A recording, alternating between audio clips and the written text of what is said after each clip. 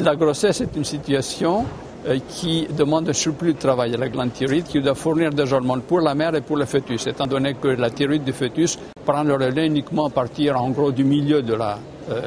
grossesse. Pour la première partie de la grossesse, le fœtus dépend des hormones thyroïdiennes de sa mère. Ce qui fait qu'il y a souvent une augmentation de volume de la thyroïde. On dit que les Romains faisaient le diagnostic de grossesse en voyant le cou des femmes augmenter de volume. Il est important que la mère donne tous les renseignements d'antécédents thyroïdiens familiaux à son obstétricien et tout ce qu'on a pu lui dire sur sa thyroïde qui pouvait être insignifiant avant la grossesse, parce que si ce qui était insignifiant avant la grossesse peut devenir signifiant pendant la grossesse, et ça conduira l'obstétricien à demander des dosages hormonothyroïdiens pour détecter une situation infraclinique qui doit être traitée. On doit être très exigeant au cours de la grossesse sur la normalité des hormones thyroïdiennes. Un deuxième point, c'est que la mère doit fournir suffisamment d'iode au fœtus pour que les hormones thyroïdiennes qui contiennent de l'iode puissent être synthétisées en quantité suffisante. C'est la raison pour laquelle elle doit consommer,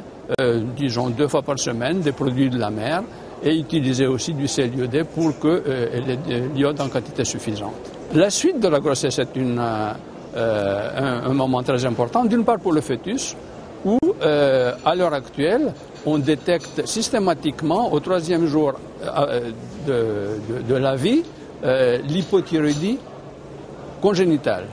qui touche une grossesse sur 3500 à peu près, qui était mal diagnostiquée avant, avec des conséquences sévères et irréversibles pour le développement mental